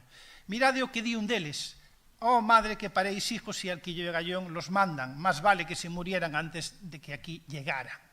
Este é un testemunho excepcional por unha razón, porque consérvanse unhas cartas escritas desde alí, incluso co dibuxiño do barco. É probable que houvese pobrenses nesa tripulación, non o sabemos. O que sí sabemos é que máis de 200 pobrenses morreron na Armada e un porcentaxe significativo, quizáis o 20%, en Indias. Quen tivo sorte, porque tamén a vida é unha cuestión de sorte, é Frutuoso Ribademar, natural da Pobra, que logrou colocarse ca praza de patrón non nun barco de guerra, senón na falúa, digamos, o que se chama un transporte de aparato para a xefatura do Ministerio de Mariña do Río da Prata. Este home gañaba o día 4 reais de prata. E iso é 10 veces o que se estima que gañaba un pescador de sardiña na Pobra naqueles tempos. Probablemente Frutuoso Ribademar non voltou. Este ano, 1778, é importante. Por qué? Porque se rompe o monopolio gaditano. Ata entón, o único porto habilitado para comerciar con América é Cádiz. E, desde entón, tamén é Coruña. E Coruña xa levaba uns anos pois comerciando a través dos correos marítimos. Isto explica que a partir deste momento topemos máis referencias a pobrenses, poucas, pero máis, en América. Algúnas non sabemos exactamente onde. Onde, por qué? Porque di en Indias. É o caso de José Fernández del Campo. Esta xente, evidentemente, pensaba en morrer ben, en facía obras pías, pero tamén pensaba en vivir ben nesta vida. Entonces compraba terras, compraba barcos, compraba casas e a veces facía investimentos en negocios mercantís. É o caso deste home. Este home estivo 8 anos en América, retorna ao Caramiñal, casa con unha viúva que ten un fillo adolescente e que fai apartamento de bens, partición de bens. Claro. E sinala que tiña que aforrar a 12.000 reais. Eses 12.000 reais, onde os emprega? Nun bazar. Nun bazar onde, quizá dos primeiros que hubo na Pobra, porque vendíanse espellos, vendíanse frascos de vidro, tesoiras, artigos de mercería, e algo máis interesante, estas lenzos cataláns, os novos textiles cataláns, sabedes a que me refiro? Ás indianas. Así se chamaban, pero non porque viñeran da América, senón porque imitaban os tecidos de algodón da India. Aquí, posiblemente, este home foi dos primeiros que na Pobra vendeu estes tecidos de algodón para unha elite, porque aquí, digamos que o tecido tradicional era o lenzo. Ben, Cádiz. Cádiz foi o porto de saída, polas razóns que dixen, da maioría de barcos que iban destino a América. E hai un caso excepcional de promoción social extraordinario. Eu coido que o Barbanzán que máis medrou neste momento estivo en Indias, pero sobre todo radicouse en Cádiz. E foi o muradán Ignacio Suárez. Eu titulo aquí Venturoso navieiro cargador a Indias. Porque este home, sabemos que fixo xiro con Honduras, despois mercou unha fragata que lle chamou El Venturoso e realmente tivo ventura. Por qué? Porque no momento de casar truxo ao matrimonio 105.000 reais. No momento de morrer 30 anos despois multiplicara por 50 ese capital. E obviamente ese capital doulle para pagar 16.000 misas, para fundar unha escola de primeiras letras en Muros e para deixar un legado bastante considerable aos seus familiares. Este home investiu en inmobles, foi un especulador. E deixoulle a súa irmán e a varios sobrinhos pois 5 vivendas no centro de Cádiz, valoradas máis de 1 millón de reais. Estos son moitísimos cartos, podedme creer, para este momento. E un sobrinho seu que lle axudara, pagalle 100.000 reais, porque lle axudara no comercio. Por lo tanto, estamos falando de unha microrrede de muradáns que están, moi microrrede, que están en Cádiz e algún estivera en Indias. Curiosamente, ou non curiosamente, quizá non sea casualidade, este cierto emparenta con estes outros cierto de Noia que estiveron na Habana, na perla do Caribe. E hai un maior, chamado Álvaro, que está ausente en Indias, en paradeiro descoñecido, en 1759. E outro deles, que era daquela fogueteiro, pois, no seu testamento, deixa constancia de que deixaralle na Habana a un terceiro irmán uns reais para habilitarse de piloto. Así que, polo tanto, estamos falando de outros noieses que en ese momento que estiveran na Habana en algún momento. De todos os xeitos, aquí o importante que vamos a chegar a México é que Cádiz foi o porto de chegada a Nova España, en concreto Veracruz foi a porta de entrada a Nova España, o Bernato de Nova España, o que hoxe é México, para que vos situedes. E aí topamos a varios barbazáns. Vamos a comezar primeiro por os que non son pobrenses. Topamos aos Yáñez de Porto do Son. Un, pois, é comerciante de cacao en Tabasco. Marco vos aquí, digamos, os lugares onde está Tabasco, aquí Veracruz, e aquí Michoacán, e aquí Aguascalientes. O sobrinho, pois, colocouse na facenda de Aguascalientes con un bo soldo. E colocouse pola recomendación dun tío seu, Roque Yáñez, que este home pasou de un simple quiñoneiro da pesca da sardiña a ser administrador xeral de rentas reais en Michoacán, con un soldo de 40.000 reais. Con este soldo, pois, que fixo? Enterrouse con todo pompa na Catedral de Valladolid, da Valladolid que hoxe é Morelia, en 1785. Pero non se esqueceu de onde procedía. E foi o gran benfeitor do son. De feito, mirade, deixou 20.000 reais para construir os 2 retábulos de Noal e da súa ermida de preferencia, a ermida do Gremio de Mariñeiros do Son, a Atalaya, e ali tamén fundou unha capelanía por 50.000 reais. Outros están na capital virreinal, seguro que se moveron pola gran praza do Zócalo de México DF. E teñen en común que deixaron obras pías tamén para a Igrexa de San Martiño. Un é Tomás Fernández Durán, que lega 1.500 reais para a culta confradía de San Mauro. E outro que lle foi mellor foi Joaquín Romero Camaño. Este chegou a ser membro do cabido da capital virreinal. E este o que lega é un cáliz de prata sobredorada para o culto ao Santísimo e a Nosa Señora Soidade. Era un cáliz deste tipo. Posiblemente, se indagásemos nos libros de fábrica das igrexas de toda a bisbarra do Barbanza, podería haber outro obxecto litúrxico similar que chegou en este momento ou antes. Ben, e temos, por último, no México, a pobrenses. Temos a José Apel Patiño de Relova, que este era familiar, parente do cardenal Patiño, o que funda a capela do Nazareno. Ben, este home deixalle 6.000 reais a outro fidalgo pobrense para que volte á casa. Para que volte á casa e para algún negocio. Este home morre e son as súas irmás quen lle teñen que pagar esta débeda. E un sobrinho deste José marcha despois, en este caso a Lima, como auxiliar letrado de un magistrado tamén galego. Por lo tanto, xa vemos que hai pequenas redes familiares que explican esta chegada de Barbanzáns ás Indias. A cousa vai a cambiar, o destino, mellor dito, vai a cambiar a partir de 1760-70. E todo apunta a que van a ir cada vez máis ao Río da Prata, ao novo virreinato do Río da Prata. Por qué? Porque desde a Coruña ponse en circulación os chamados correos marítimos, uns buques correos, en principio para levar solo correspondencia postal, pero levaron mercadurías, truxeron tamén de volta moitísimos, por exemplo, as chamadas cuero en piel, que é moi importante no desenvolvemento das nosas curtidurías, no desenvolvemento de toda a produción de coiros en Galicia. E quero decir que posiblemente a maioría dos que acabaron indo alá e quedando alá foron desertores dos correos marítimos, que en principio comerciaron con Cuba e pouco despois xa con Montevideo.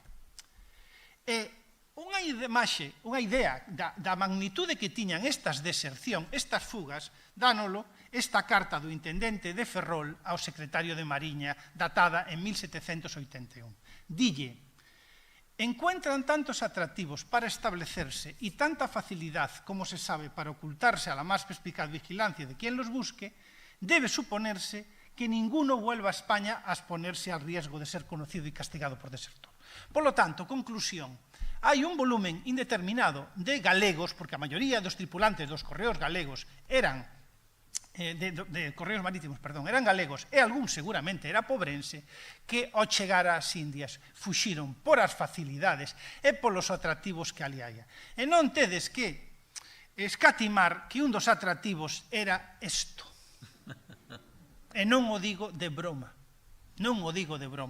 a sensualidade das mulatas. E coido que este tipo de mulleres non a sabían a pobre en 1780.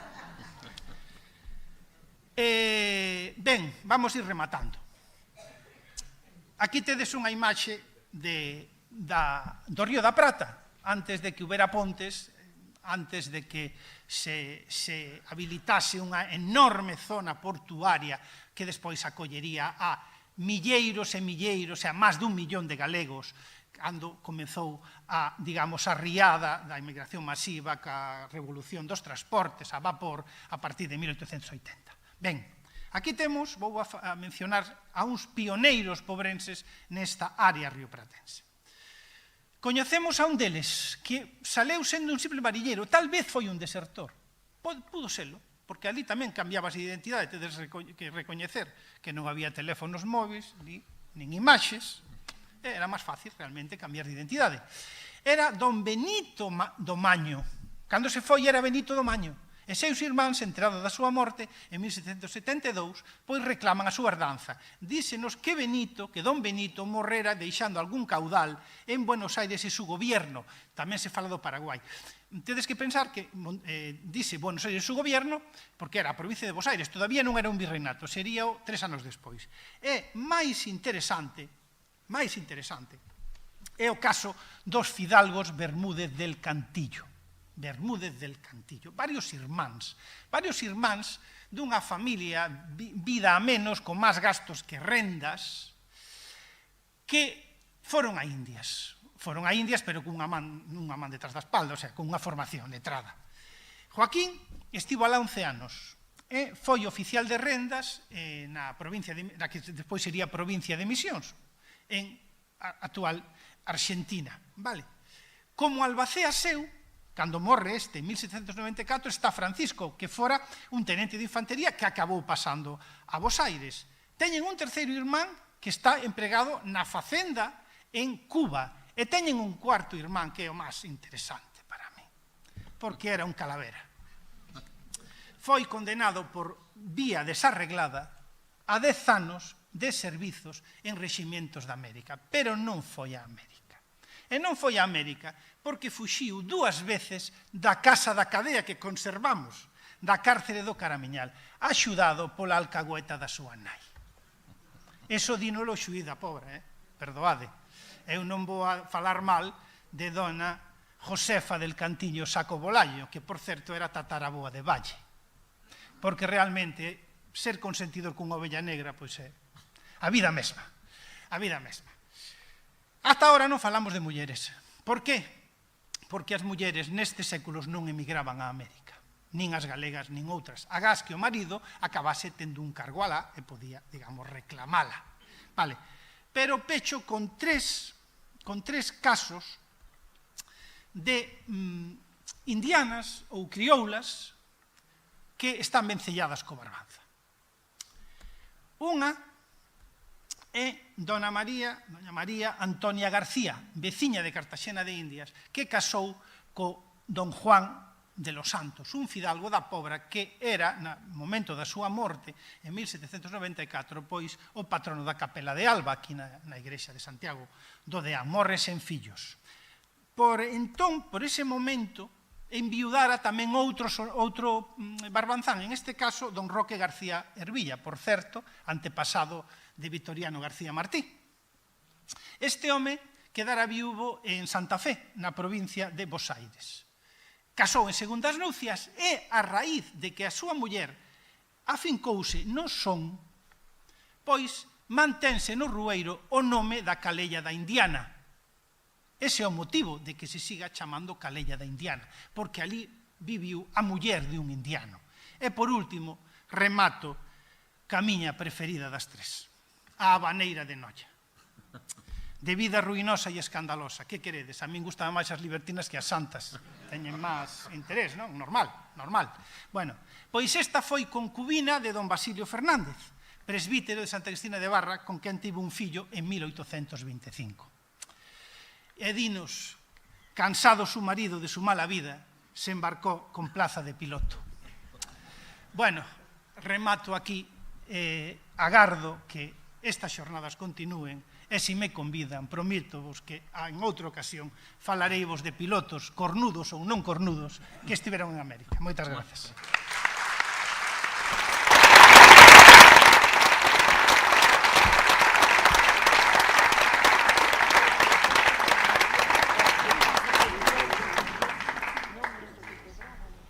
Bueno, agora vamos a... Non vos ir, porque vamos a repartir... bueno, claro, é verdade, as preguntas. Sí. Pero bueno, despois vamos a repartir a carpeta e a lámina, así que non vos ir. Ou deixar a alguén que vos la recolla.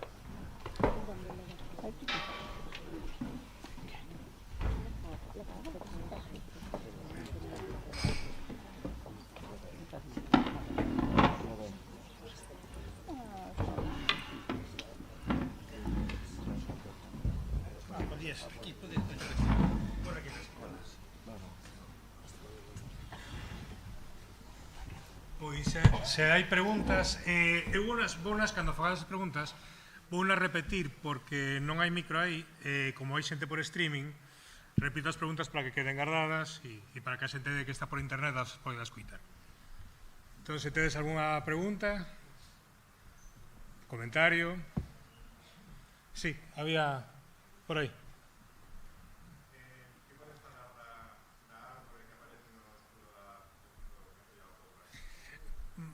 Pregunta polo árbore que aparece no escudo da Concello da Pobra. Vamos a ver, boa pregunta. En principio, é curioso porque sempre eu estou mirando as diferentes variantes do escudo da Pobra, a partir un pouco do que se forma, a partir da unión do que había, e sempre se interpreta como a caramiña, é dicir, que ten que ver co caramiñal, e que de alguna forma se identificaba con esa planta. Digamos, a relación entre o caramiñal, a interpretación do termo caramiñal e a súa relación co feito desta plantiña que estaba nas zonas areosas é moi temprana. É dicir, se aparece un texto dun escribano do século XVIII, se fala de interpreta caramiñal como lugar no que había estas caramiñas, que se di que daquela non hai moitas, se non me equivoco, se di que se quedan menos.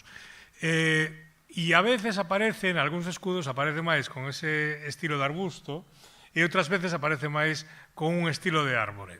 E non é unha cuestión que eu teña totalmente resolta. En principio, se ten interpretado ese arbusto como que está representando a caramiña, que é unha forma de poñer as dúas casas consistoriais, e dicir, sabes que aparecen dúas casas consistoriais e a árbore aparece no medio. A mí me parece un pouco raro ese árbore tan grande ao redor do arbusto, sendo un arbusto a caramiña, e se ten interpretado desa maneira. Pero é algo que eu teño que dicir que non teño resolto. É dicir, porque a veces aparece non representada exactamente como unha caramiña, pero hai que ter en conta que a mellor non se sabía representar moi ben. Eu teño, quizás outras persoas que teñan outra idea, pero certamente non lo puse na presentación e debería ter falado sobre iso. Sí. Hai un documento que me pasou esta persoa anónima que está traballando os seus documentos medievais sobre 1400 e 1500, non lembro, é bastante antigo. E fala da creación do caramiñal. E aí a persona que está delimitando as parroquias, pois empeza a falar da camariña. Di que da caramiña, a camariña, que é a mesma cousa, e di que o lugar antes se chamaba Caramiñas e como había moitas e se fixeron unhas casas chamouse Caramiñal e empeza a falar da planta e di que se facían cuentas con elas, que é unha tradición que se mantén en Portugal porque é un fruto comestible, non? Entón, o feito de que esta persoa fale tanto da camariña, eu penso que xa había unha conciencia do significado desa planta, porque senón non empezaba a falar dela, non? É o que podo decir. Sí, moi interesante, pero bueno, é certo que a veces a representación de feitos en día no escudo non parece, recorda moito máis a árbore do Couto, bueno, a árbore que se ve detrás no Pazo, está no Couto ou no Pazo de Aguiar. Este árbore que sobresae moitísimo, recorda moito máis a un árbore deste estilo que unha caramiña.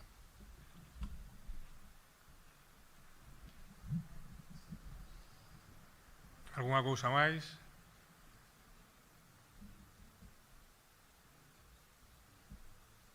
Bueno, pois... Voulle preguntar algo que xa sei que, bueno, non tocastes aquí porque tampouco tocaba, pero, bueno, a mí me gustaría por lo menos que deras 3 ou 4 pinceladas sobre aquela familia que me decías que emigrou a América a finais, non sei se a finais do século XIX ou principios do XX, e que, bueno, que casara con ali, creo que foi en Argentina, en Buenos Aires, e que casara con alguén que realmente teña, bueno, un poder importante, estaba na élite do exército argentino, que, bueno, Spoiler da próxima. Bueno, por lo menos decir tres cosas porque me pareceu algo moi interesante. Sí, bueno, como dixen ao inicio, pois antes de salvar estes papéis, pois pensaba falar de un caso que é interesante. Nese grupo de burgueses que acaban establecéndose na zona da provincia de Bos Aires, non solamente en Bos Aires, en Azul e en outras localidades, preta da Pampa, pois hai, digamos, os descendentes dos Puente, daqui da Pobra. É un caso de sorte excepcional porque coinciden ali, hai un grupo, non vou a adiantar eso, que agardo un día falarvos con detenimento deste asunto, pero que é impresionante desa familia é que merca unha extensión de terreo tan grande como que é o Concello da Pobra, que o que é un latifundio pequeno para o que é a Pampa, E a sorte que teñen é que o arrendan no mellor momento, digamos, da economía argentina, cando exportan unha cantidad impresionante de carne a Europa, de cereais, e entonces con esas rendas pois viaxaron a corpo de rei pola Europa da Belle Époque. Entón, eso é un caso moi excepcional, a sorte que temos é que se conservan moitísimas postais dese periplo, non? Entón, iso é algo moi excepcional, porque da maioría dos americanos que estiveron alá, no mellor dos casos, temos a relación da herdanza que reclaman os que están aquí, sabes? Pero ese caso é moi excepcional porque esa familia destacou, medrou, casou ben, estamos falando de que a Pampa nese momento era a conquista do oeste, literalmente. O sea, entón, claro, quen chegaba antes, pois acababa mercando terras que ao final renderon moito. Ese é un exemplo de proxección. Eran fillos do administrador da Casa de Xunqueiras. Ese é o caso que che comentei, pero hai un grupo interesante, entendes? Agardo que vos esquezades e así non vos repito se un día falo outra vez desto, pero bueno, outro, por exemplo, é o fundador da fábrica da primeira fábrica do Pozo, da fábrica de friscos, que coñecemos de friscos, non? Que se chamou a Hispano-Argentina. Este era un montenegro, un fidalgo que tamén fixo fortuna lá e chegou a ser presidente do Banco de Vigo. Pero este xa é, digamos, outra etapa, entendes? Outra etapa é a etapa xa que precedes a emigración masiva a América. Ese será, xa digo, obxecto de outra charla, se me convidades.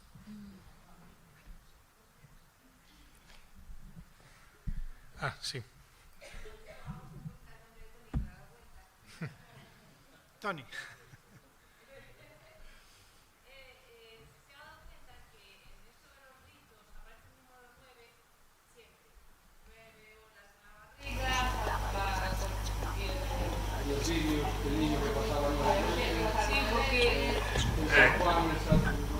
Por que aparece tanto 9 nos rituais? Porque os 9 veces, o número 9 é 3 veces a Santísima Trinidade.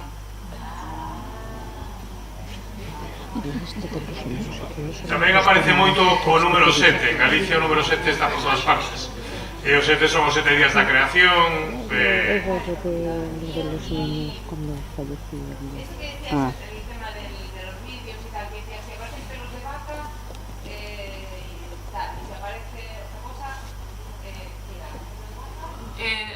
Pelos de vaca ou de defunto.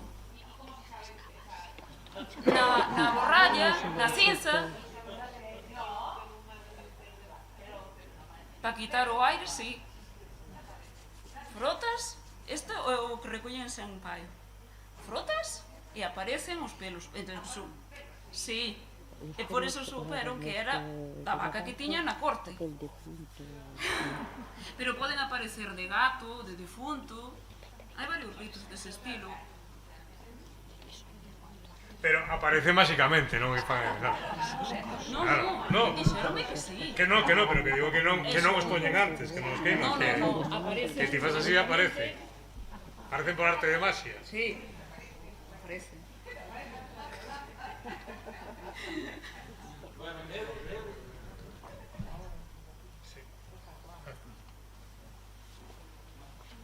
A ver. Bueno, é que eu quería aproveitar porque me quedou quedei aí un tanto intrigado, ¿no? Por o tema que decías da Santa Compaña. Non sei se podías Pero eso mañá, non sei Santa Compaña que é para mañá. Bueno, como dixestes que non se dera tempo a Santa Compaña. Que deixámonos para mañá, porque hoxe o tema vai ser aí un momento e xa teño información. Non sei se oí ou entendí mal. Hai algún rito relacionado con gatos ou gatas preñadas? O mar de aire. O mar de aire transmite as gatas preñadas. Os gatiños acabados de nacer, os que tenemos un especial, que comemos. De feito, a mi miña nai me deixaba dar un gatiño especial. Esas son figuras que... No, comento por dentro topónimo da curota que é a costa de Empreña a Jata. Empreña a Jata. Aí queda eso. Por aí, Lo que pregunta que nos escuchamos.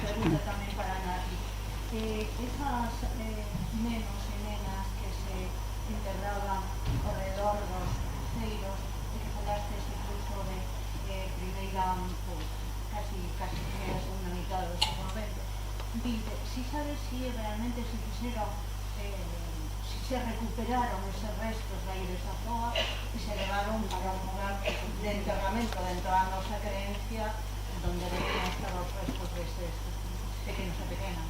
No, sí que se descubriron eses enterramentos co paso do tempo. De feito, na capela de San Pedro, en Vilas, en Asados, en Rianxo, fixeron excavacións dentro da capela e descubriron eses cadáveres. Volveronse a enterrar, non... Sí, sí. E cando fixeron a carretera da Buin, no cruceiro da Veiga, tamén está cerca da carretera. Levantaron cadáveres de meniños, volveronse a enterrar e aí quedaron. Claro, pero era así, a Iglesia mandaba, estaban en pecado original. Outra mentalidade que hoxe non se nos pasa pola mente, pero... Sí, pero hasta o 1983 a Iglesia oficialmente non permitiu eses enterramentos no Camposanto.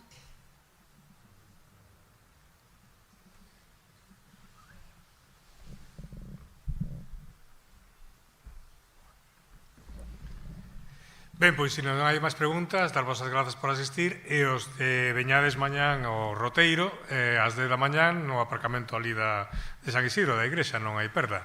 En principio, vinde con calzado cómodo, non vai ser un roteiro complicado e nada, mañán tocarán defuntos.